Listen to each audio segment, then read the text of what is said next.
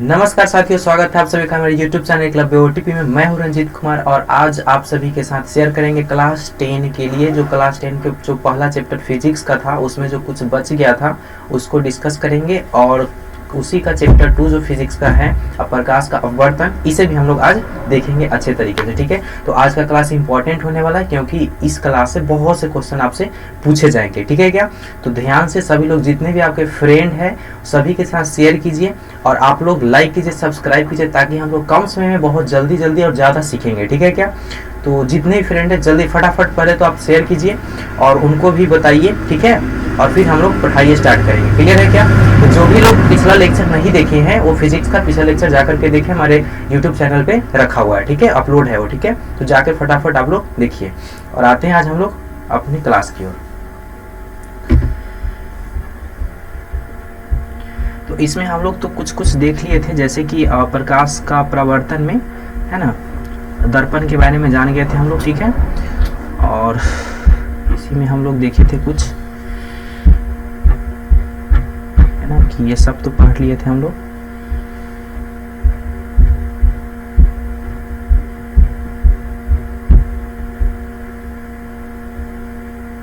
देखिए एक चीज़ ना, आज हम लोग पढ़ेंगे प्रकाश के परावर्तन चैप्टर का ही, जिसमें है कि कुछ पॉइंट है प्रकाश के परावर्तन का नियम किसको कहेंगे। ठीक है, तो ध्यान से देखिएगा कि प्रकाश का परावर्तन का नियम जो है वो 2 गो है।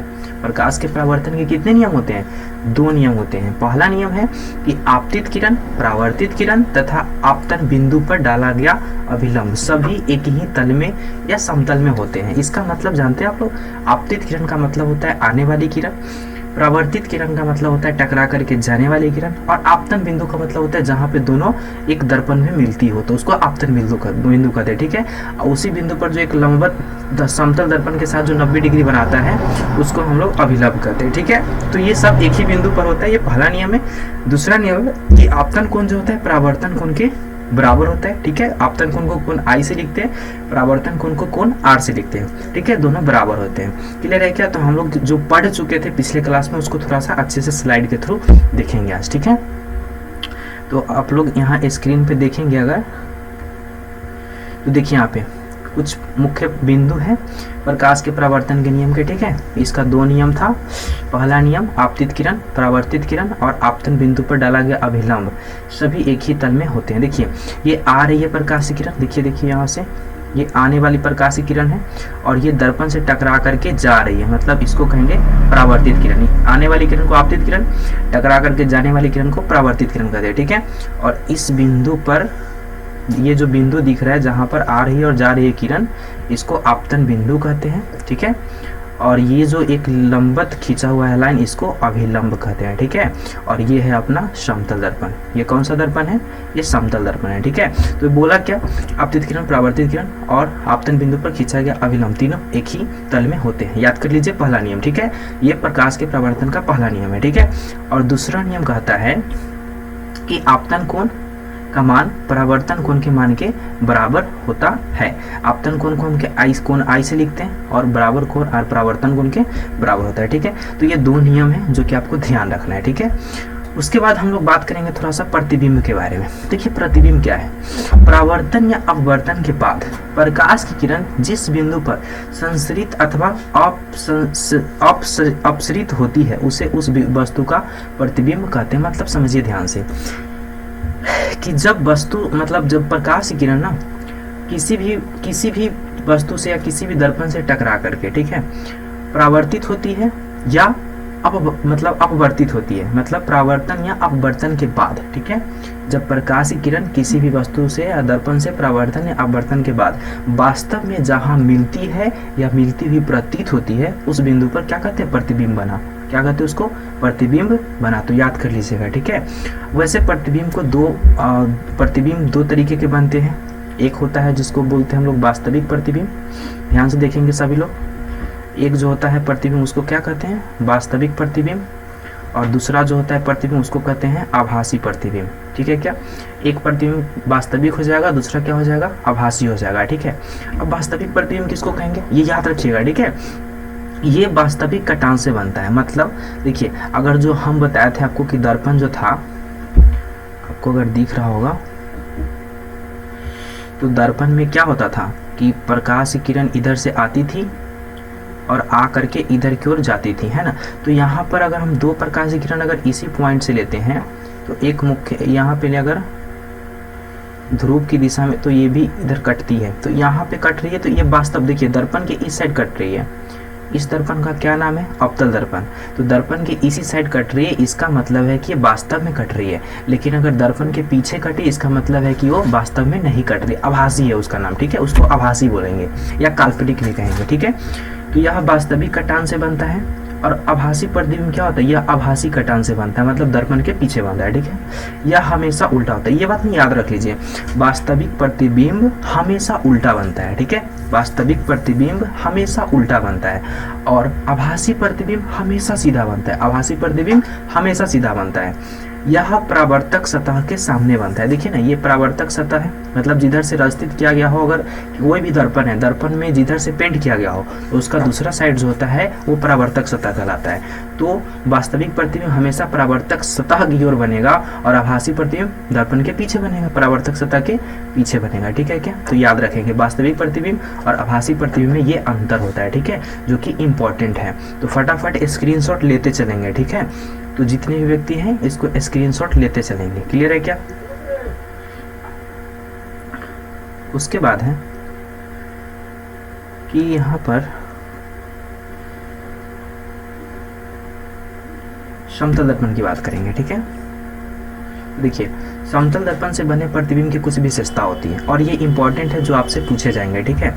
तो समतल दर्पण से बनने वाले प्रतिबिंब सीधा होता है, समान आकार का होता है और दर्पण के पीछे एवं आभासी बनता है। याद रखिएगा ये चीज़ कि समतल दर्पण में बनने वाला प्रतिबिंब कैसा होता है? पूरा सीधा होता है ना, समान आकार का होता है, मतलब जितना बड़ा प्रतिबिंब है उतना ही, मतलब जितना बड़ा वस्तु है उतना ही बड़ा प्रतिबिंब बनता है। और दर्पण से जितना आगे बनेगा वस्तु रहेगा उतना ही पीछे प्रतिबिंब बनेगा, ठीक है। और दर्पण के पीछे होता है आभासी होता है। कैसा बनता है? आभासी प्रतिबिंब बनता है। आभासी को ही काल्पनिक बोला गया। ये सब पिछले क्लास में कर चुके, एक बार रिविजन कर रहे हैं ना। अब देखेंगे हम लोग गोलीय दर्पण क्या है। जिस दर्पण का परावर्तक सतह किसी खोखले गोले का भाग हो उसको गोलीय दर्पण कहते हैं, है ना। ये देखिए यहाँ पे, ये आपको दिख रहा होगा गोलीय दर्पण, है ना। देखिए यहाँ पे गोलीय दर्पण, इसमें आपको थोड़ा सा हम जूम करके दिखाएं तो देखिए यहाँ पर ये आपको दिख रहा है गोलीय दर्पण, ठीक है। तो ये गोलीय दर्पण में अगर हम बात करें कि देखिए ये बाहर से रचित किया गया है और अंदर में इसका क्या है? परावर्तक सतह। तो इसको हम क्या नाम देंगे? इसको हम नाम देंगे अवतल। इसको क्या नाम देंगे? अवतल दर्पण। और जिसमें अंदर से रचित किया गया हो उसको क्या नाम देंगे? उत्तल दर्पण। क्या नाम देंगे? उत्तल दर्पण, ठीक है क्या। सो फटाफट ये सब चीज आपको ध्यान रखना है। दर्पण APV, देखिए यहाँ से APV, मतलब ये जो दर्पण का नाम दिया गया है APV, है ना। तो ये APV जो है ये क्या है? इसको कहेंगे APV का जो मध्य बिंदु, इस दर्पण का मध्य बिंदु जो है जिसको हम P नाम दिए हैं, ये P जो है ये क्या है? ये P जो है इसको हम लोग ध्रुव कहेंगे। क्या कहेंगे? ध्रुव कहेंगे। मतलब दर्पण के मध्य बिंदु को क्या कहेंगे? ध्रुव कहेंगे, ठीक है। और वक्रता केंद्र और ध्रुव को मिलाने वाली सरल रेखा को क्या कहेंगे? मुख्य अक्ष कहेंगे। देखिए यहाँ से देखिए तो वक्रता केंद्र, यहाँ पे वक्रता केंद्र C और ये ध्रुव P, तो C और P को मिलाने वाली जो रेखा होती है उसको क्या कहेंगे? मुख्य अक्ष कहेंगे, ठीक है। वक्रता केंद्र का परिभाषा क्या है? दर्पण जिस खोखले गोले का बना होता है उसके केंद्र को ही दर्पण का वक्रता केंद्र कहते हैं। जैसे कि यहाँ पे आपको दिख रहा होगा, ये जो आपको गोला दिख रहा है, तो ये गोला से बना है दर्पण। तो दर्पण, ये गोला का जो केंद्र होगा तो इसी केंद्र को तो क्या कहते हैं? इस दर्पण का वक्रता केंद्र कहते हैं। तो यही ध्यान रखिएगा, ठीक है। वक्रता त्रिज्या क्या होता है? वक्रता त्रिज्या का मतलब होता है कि दर्पण जिस गोले का भाग होता है ना, देखिए दर्पण ये बना हुआ है गोला से, तो दर्पण जो है जिस गोले का भाग होता है ना उसकी त्रिज्या को, तो ये गोला का जो त्रिज्या होगा वही दर्पण का भी त्रिज्या कहलाएगा, है ना। तो उसको हम लोग कहेंगे वक्रता त्रिज्या। द्वारक क्या होता है? दर्पण के परावर्तक सतह। जैसे कि ये दर्पण यहाँ से यहाँ तक जितना होगा ना, जितना बड़ा दर्पण है A से P से B, APV, ये क्या है? द्वारक कहलाएगा। क्लियर है क्या? तो इसमें हम लोग को कोई डाउट नहीं है, ठीक है। तो यहाँ तक आपको ध्यान रखना। चलिए फटाफट प्रतिबिंब के बारे में देखते हैं, है ना। पहले थोड़ी सी और दर्पण की बात करते हैं। चलिए, तो वो स्लाइड में कोई दिक्कत नहीं। अच्छा, स्क्रीनशॉट आप लोग ले लेते हैं, रुकिए, जस्ट वेट, आपको हम दे रहे हैं टाइम।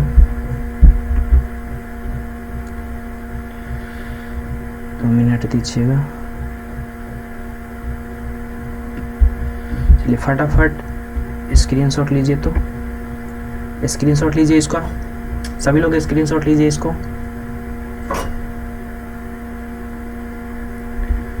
चलिए अब इसका ले लीजिए,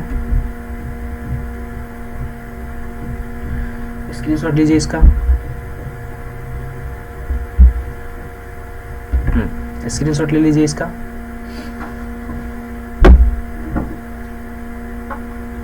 चलिए अब हम लोग आते हैं नेक्स्ट। इसमें हम लोग देखेंगे थोड़ा सा मुख्य फोकस के बारे में। देखिए ये क्या होता है, मुख्य फोकस क्या होता है, इसको थोड़ा सा समझते हैं हम लोग, ठीक है। तो देखिए इसको क्या है मुख्य फोकस, मुख्य फोकस या फोकस दूरी है ना। देखिए क्या है, नॉर्मल सी बात है, देखिएगा आपको हम समझाने का कोशिश करते हैं। देखिए मुख्य फोकस किसको कहेंगे, याद रख लीजिएगा अभी से, ठीक है। देखिए मुख्य फोकस को परिभाषित कर रहे हैं, ठीक है। मुख्य अक्ष के समांतर आ रही प्रकाश की किरणें दर्पण से परावर्तन के बाद मुख्य अक्ष के जिस बिंदु पर मिलती है या मिलती हुई प्रतीत होती है, तो उसी बिंदु को कहते हैं मुख्य फोकस, ठीक है।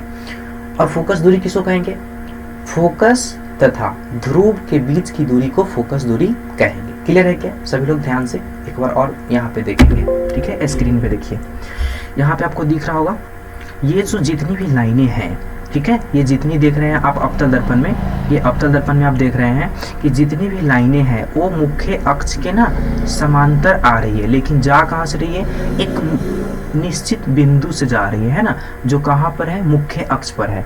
तो जिस बिंदु पर मुख्य अक्ष पर काटेगी ना, उसी बिंदु को क्या कहेंगे, फोकस कहेंगे। देखिए इसको ना कैपिटल एफ से सूचित करते हैं, और फोकस से लेकर के ध्रुव तक की जो दूरी होती है ना, इसको फोकस दूरी कहेंगे, ठीक है। और इसको स्मॉल एफ से सूचित करेंगे, ठीक है। और कटती हुई प्रतीत होगी, वो भी संभव है, कहाँ पे, उत्तल दर्पण में, ठीक है। और यहाँ पर भी फोकस और ध्रुव के बीच की दूरी को फोकस दूरी कहेंगे। क्लियर है क्या, आप लोग ध्यान रखेंगे।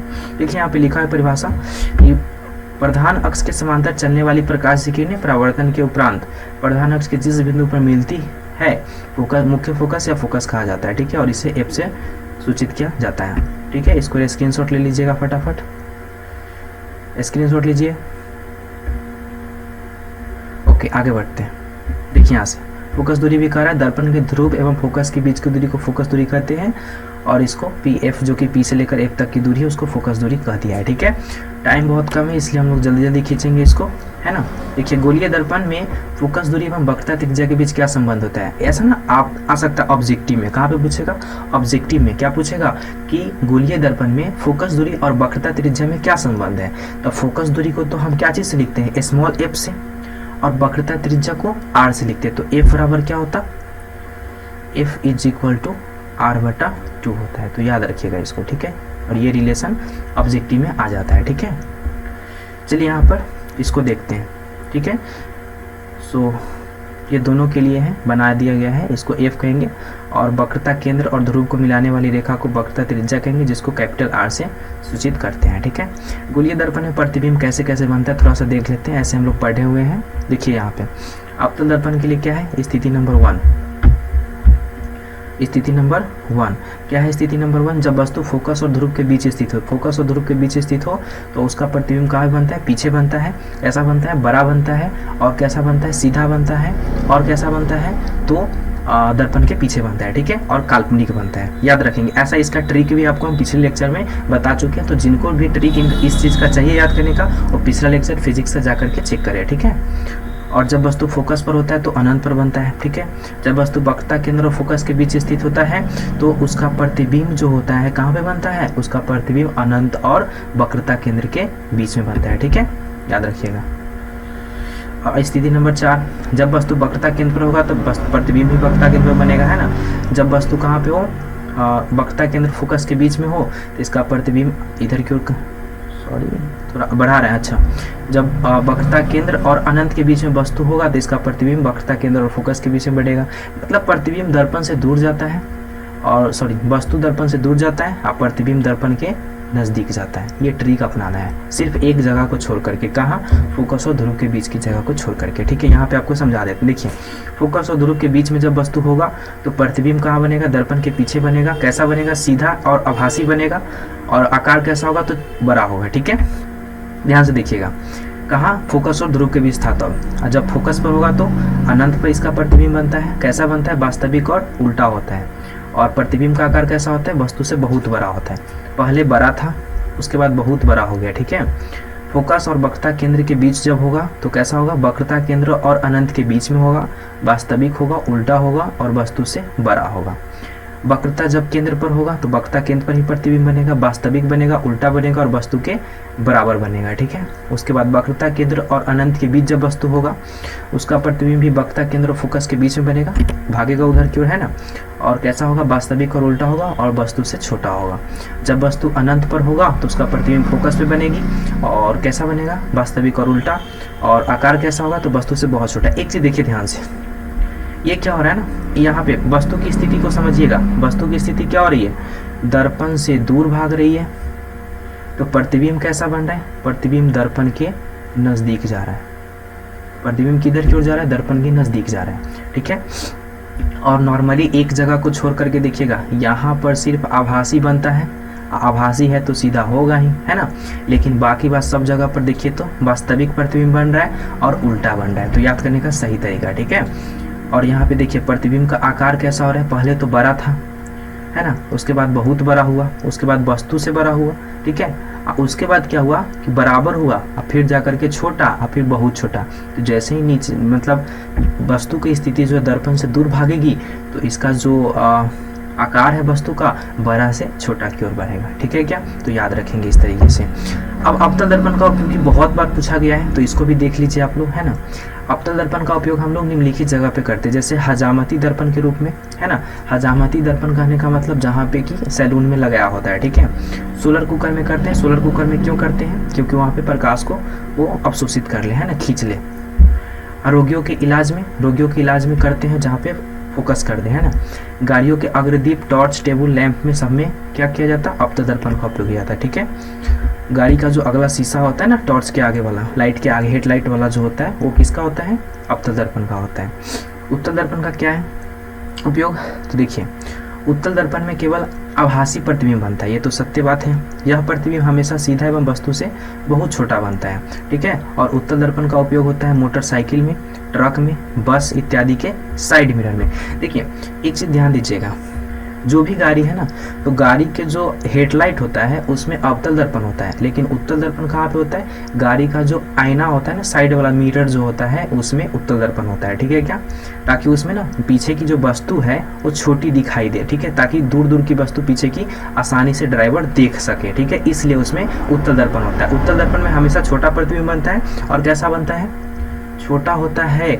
और उसमें याद रखिएगा हमेशा मतलब होता है कैसे? सीधा होता है, ठीक है। इसलिए सड़क या गली के स्ट्रीट लाइट में परावर्तक सतह के रूप में उत्तल जो लगा होता है वो उस तरीके का, ठीक है। अब चिन्ह परिपाटी भी समझ लीजिए थोड़ा सा फटाफट। देखिए वस्तु जो यहाँ पे देख रहे होंगे आप लोग, दर्पण के सम्मुख आपतित किरण की दिशा हमेशा धनात्मक होती है। देखिए दर्पण है ना, तो दर्पण के सामने आ रही प्रकाश की किरण की दिशा में जो भी दूरी हम लोग मापेंगे वो सब धनात्मक होगी और उसका विपरीत दिशा में ऋणात्मक होगी। दर्पण से मुख्य अक्ष के जब ऊपर जाएंगे ना तो धनात्मक होगी और नीचे आएंगे तो ऋणात्मक होगी दूरी, ठीक है, याद रखेंगे। अब छोटा सा पॉइंट है आवर्धन, इसको समझिए। आवर्धन प्रतिबिंब की ऊंचाई और वस्तु की ऊंचाई के अनुपात को आवर्धन करते हैं, इसको h2/h1 से सूचित करते हैं, ठीक है। इसको आवर्धन को m से लिखते हैं और यहाँ पे प्रतिबिंब दूरी बटा बिंब दूरी होता है, ठीक है। प्रतिबिंब की दूरी को -b से लिखते हैं, मतलब प्रतिबिंब की दूरी b होती है, लेकिन यहाँ माइनस क्यों? क्योंकि उल्टा नापा जाता है, ठीक है। अब बिंब की दूरी u होती है, चिन्ह परिपाटी से यहाँ पे माइनस लग गया है, ठीक है। तो -b/u होता है। तो फॉर्मूला याद रखेंगे, m = -b/u होता है, ठीक है, आवर्धन का फॉर्मूला। क्लियर है क्या? चलिए इस चैप्टर का इतना काम हो गया है, स्क्रीनशॉट लीजिए फटाफट इस सब का, है ना। नहीं तो जो भी आपका लेक्चर है उसको बैक करके आप देख लेंगे अगर समझ में नहीं आएगा। अगर उससे भी समझ में नहीं आता तो आप लोग कमेंट करेंगे, ठीक है।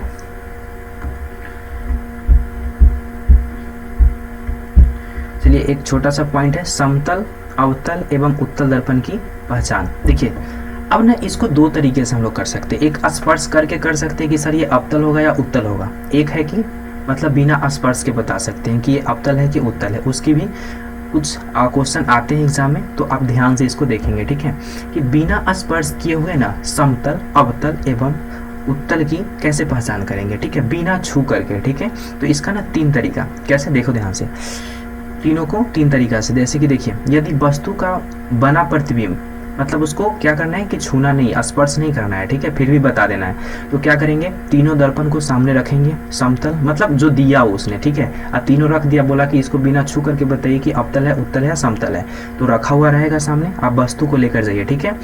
यदि वस्तु का बना प्रतिबिंब सीधा और वस्तु के आकार का हो तो कहेंगे कि वो दर्पण कैसा है, समतल है। या फिर यदि वस्तु का बना जो प्रतिबिंब होगा वो सीधा वस्तु से बड़े आकार का हो तो कहेंगे कि अवतल है। या यदि वस्तु का बना प्रतिबिंब सीधा और वस्तु से छोटे आकार का हो तो कहेंगे उत्तल है। बात समझ में है क्या? उसके सामने ले जाके देखेंगे। क्लियर है क्या? अब उसके बाद स्पर्श करके बोले तो मतलब आंख बांध दिया जाए और 3 को दे दिया जाए, स्पर्श करके छू करके बताना है कि क्या है। तो इसके लिए क्या करेंगे, देखिए ध्यान से कि जैसे कि क्या करना है, आपको बारी बारी से सबको छूना है। यदि परावर्तक सतह समतल हो ना तो उसको समतल दर्पण कहेंगे, यदि परावर्तक सतह धंसा हो तो उसको अवतल दर्पण कहेंगे, अगर परावर्तक सतह उभरा या उठा हुआ हो तो उसको उत्तल दर्पण कहेंगे। बातें समझ में आई क्या? क्लियर है? तो यहाँ तक हम लोगों का जो फर्स्ट चैप्टर होता है वो क्या होता, समाप्त होता है। बात समझ में आया क्या? इसको फटाफट आप लोग रिवीजन कर लेंगे। क्लियर है? और इससे फिर फर्स्ट चैप्टर में पूरा एकदम बूस्ट हो गया, जितना जानना था उतना आपको हमने बता दिया। ठीक है, तो 2 लेक्चर में हमने आपको टोटल जितना पढ़ना है प्रकाश का प्रवर्तन हमने कंप्लीट कर दिया है। तो फटाफट इसको देखेंगे, रिवीजन करेंगे और फर्स्ट चैप्टर में एकदम बूस्ट हो जाएंगे। क्लियर है? इसका ऑब्जेक्टिव भी जल्द आपको दे दिया जाएगा, जल्द क्लास लगेगी इसके ऑब्जेक्टिव का भी। ठीक है, उसके बाद हम लोग प्रकाश का अपवर्तन दिखा देंगे। ठीक है, तो अगले लेक्चर का आप लोग वेट करेंगे और जल्द ही हम लोग अगला लेक्चर भी आपके लिए लेकर के आएंगे। ठीक है, तो आप लोग ध्यान से इस सबको लेक्चर को पढ़ें, अच्छे से समझें। ठीक है, यहाँ तक पर 2 लेक्चर में हमने प्रकाश का प्रवर्तन खत्म किया है। फटाफट इसको रिवीजन करेंगे। ठीक है, और ज़्यादा से ज़्यादा इसको देखेंगे। ठीक है, और शेयर कीजिए फटाफट और लाइक कीजिए। ठीक है, सो ऑल द बेस्ट और अच्छे से पढ़ाई करते रहिए। ठीक है, सो थैंक यू।